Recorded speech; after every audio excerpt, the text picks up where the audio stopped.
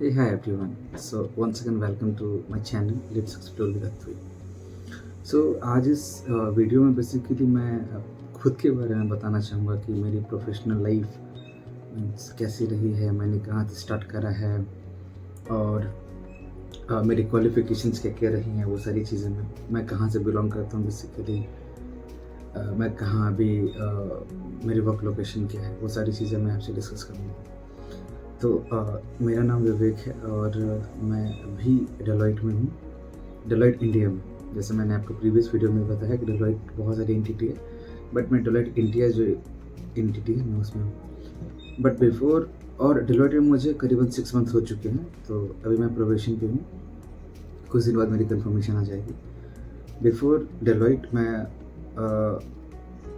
For approximately 5 years TCS में था और मैं 2017 पास आउट हूँ। मैं मैकेनिकल इंजीनियरिंग से ग्रेजुएशन करी है मैंने और मैं वेस्ट बंगाल में कॉलेज है आसानसोल इंजीनियरिंग कॉलेज, वहाँ से मैंने ग्रेजुएशन की थी। उसके बाद कैंपस प्लेसमेंट हुई मेरी। उसके बाद उसके ज़रिए मुझे TCS में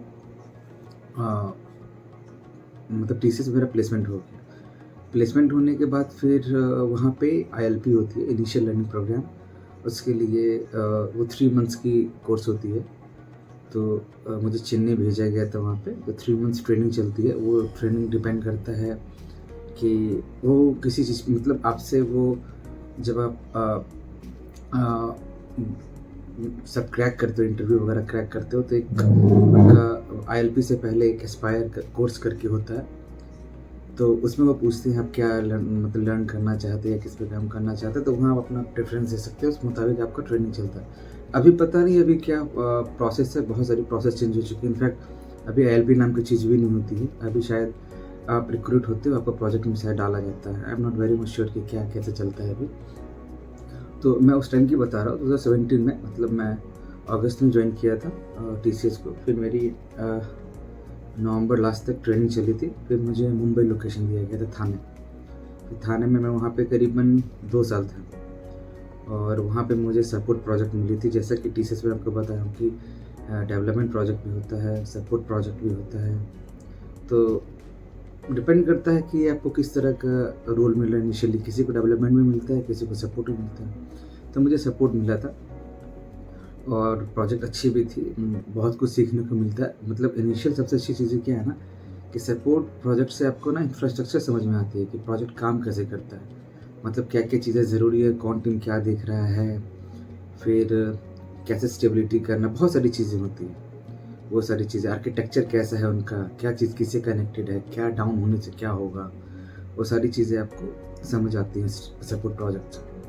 तो फिर उसके बाद वो प्रोजेक्ट रैंप डाउन हो गई किसी कारण से। कारण मतलब कुछ ऐसा नहीं था, कुछ इंटरनल उनका था। फिर प्रोजेक्ट रैंप डाउन हो गई तो मुझे एक मौका भी मिला ट्रांसफ़र लेने का, क्योंकि मैं बेसिकली बिलोंग करता हूँ बिहार से। तो मेरे घर के नज़दीक में कोलकाता पड़ता है। तो मेरा मन था कि अगर कोलकाता मुझे मिलता है तो बेटर रहेगा। तो पटना भी ऑप्शन है, TCS पटना में भी है, बट पटना में अभी उतना ग्रोथ नहीं है, ना उतने प्रोजेक्ट्स हैं, बहुत सारे मतलब अपॉर्चुनिटीज़ बहुत कम है। तो मैं कोलकाता के लिए ऑप्ट किया और पेरेंट्स का या किसी का भी जो जेन्युइन रीज़न है देके आप ट्रांसफ़र ले सकते हो TCS में। तो मैं अपने पेरेंट का देके और ट्रांसफ़र ले लिया कोलकाता। कोलकाता में वहाँ पे करीबन 2 साल वहाँ पे भी 2.5 साल करीबन मैं कोलकाता में काम किया। उसके बाद मुझे वहाँ पे टेक्नोलॉजी स्विच करने का ऑप्शन मिला, क्योंकि पहले जब थाने में मैं था तो वहाँ पे किसी और टेक्नोलॉजी पे काम करता था। जब कोलकाता में आया ना तो वहाँ पे RMG पे डिपेंड करता है। अगर जो आप जानते हो उस पे मिलता है तो अच्छा है, बट ज़रूरी नहीं कि जो आप जानते हो आपको वही मिलेगा हमेशा, ठीक है। तो मुझे नहीं मिला, मुझे SAP पे मिला था काम करने को, बट मुझे SAP उतना समझ नहीं आता था उस टाइम में। तो मैं कैसे भी करके वहाँ फंक्शनल रोल पे मैं बेसिकली था। तो मैं काम किया कुछ दिन, इंटरेस्टिंग भी लगा, समझ में भी आया। बट किसी सीनियर से पता लगा कि बहुत अपॉर्चुनिटीज़ है TCS के अंदर में स्विच मतलब टेक्नोलॉजी स्विच करने का। तो मुझे एक टेक्नोलॉजी के बारे में पता लगा।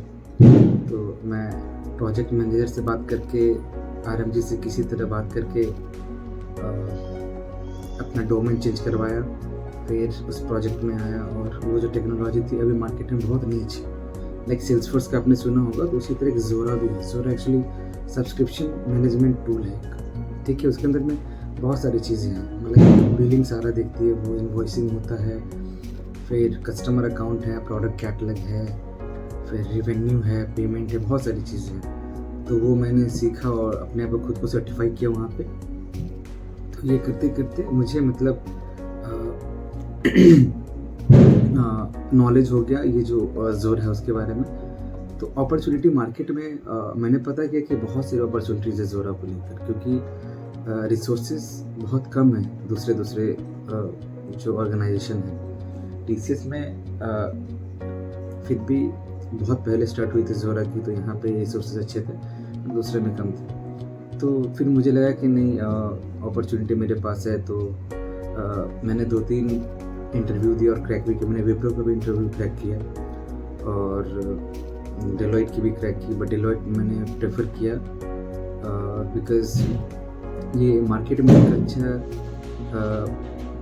मतलब वर्क कल्चर जो है, कंपनसेशन भी अच्छी है, प्लस सारी चीज़ें फैसिलिटीज़ वगैरह अच्छी हैं और थोड़ा अच्छा लगा। इम्प्लीमेंटेशन पार्टनर है तो Deloitte one of the big 4 है, तो एक रेपुटेशन अलग टाइप की होती है और सीखने को यहाँ पे बहुत कुछ मिलेगा। मेरा ये पर्सनल था। विप्रो क्या है कि एक तरह से वो सर्विस बेस्ड कंपनी है, तो बाद में ऑप्शन रखा जा सकता है, बट डेलॉयट में सिंस जब आप रहते हो तो काम आपको करना पड़ता है, तो आपको लर्निंग का मौका मिलता है। तो डेट्स वाई मैं डेलॉयट को चूज़ किया कि चलो मतलब जितना लर्न कर सकता हूँ करते हैं। फिर टाइम आएगा उसके बाद क्या होता है, आप काम ज़्यादा नहीं करना चाहते, मैंने ज़ीरो रोल पे जाना चाहता, तो उस टाइम में सर्विस बेस्ड कंपनी बेटर मेरे हिसाब से जो मैं सोचता हूँ, क्योंकि जब तक आप काम कर सकते हो काम कीजिए, बाद में जब मौका लगता है फिर आप सर्विस बेस में चले जाइए। वहाँ पे मैनेजरियल रोल है, वो देखिए, वो सब चीज़ें क्वालिटीज़ भी धीरे धीरे आप सीखते जाएंगे। तो इसलिए चुनकर मैं डेलॉयट लिया और अभी मैं डेलॉयट में ही हूँ। तो टीसीएस में अच्छी चीज़ें यही सब थी कि वहाँ पे ट्रांसफ़र ऑप्शन आपके पास होता है, फिर छुट्टी तो काफ़ी रहती ही है। उसके बाद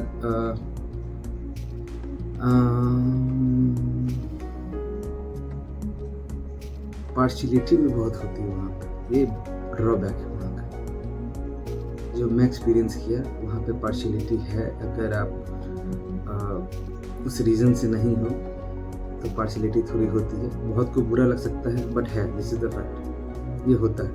और मैनेजर्स लोग, सारे मैनेजर को मैं नहीं बोल रहा, बट कुछ है स्पेसिफिक जो करते हैं, टारगेट करते हैं किसी को, तो ये चीज़ें हैं वहाँ पे। बट अगर आप खुद को अच्छे से बना के रखो सबके साथ, या अगर कुछ गलत हो रहा है तो इन्फॉर्म करो, तो थोड़ा वो सब ठीक है। बट ज़्यादा सहने की कोशिश करोगे आप कि नहीं ठीक है, ठीक हो जाएगा, तो ऐसा कुछ है नहीं, वो चलता ही रहता है। तो टीसीएस मेरा मेन छोड़ने का रीज़न एक वो भी था कि वहाँ पे जो मेरी सेकंड प्रोजेक्ट थी जब मैं कोलकाता आया था, वहाँ पे बहुत पार्शियलिटी थी, तो वो मुझे अच्छा लगा नहीं। तो मैंने इंटरनली फाइट करने का मतलब मैं प्रोजेक्ट से रिलीज़ लिया खुद को, क्योंकि वो जम नहीं रही थी मुझे। वो बार बार आपको अप्रिशिएशन नहीं देते थे, जो what ever you way working for the project, उनको अप्रिशिएशन देना अच्छा नहीं लगता था। वो खुद के लोगों को देते थे, खुद के लोग कहने मतलब जो लोकल हों, जो उस रीज़न के। मैं इन चीज़ों को बहुत गौर किया हूँ, बहुत को ऑब्जेक्शन भी करेंगे, बट है, दिस इज़ द फैक्ट। तो मुझे वो वहाँ पे अच्छा नहीं लगा। बट अभी जो प्रोजेक्ट में जब मैं टीसीएस में था, लास्ट प्रोजेक्ट में, वहाँ पे ऐसे कुछ नहीं था, बहुत अच्छी प्रोजेक्ट थी। बट सिंस मुझे अपॉर्चुनिटी मिल रही थी जो न्यू टेक्नोलॉजी पे काम करने, तो ये मेरे लिए बहुत अच्छा ऑप्शन था। तो ये मेरे बारे में सारी चीज़ें थी। मतलब ओवरऑल मुझे मेरी 5 ईयर से ऊपर की एक्सपीरियंस है अभी, और करेंटली मैं अभी कोलकाता में मतलब बेस्ट लोकेशन है मेरा, बट मैं घर से भी काम कर रहा हूँ अभी। ऑप्शन डेलॉयट देती है। ये चीज़ें मेरे बारे में थी। अगर और कुछ जानना हो आपको तो प्लीज़ कमेंट करें, मुझे बताएं, मुझे बेहद खुशी होगी बताने में।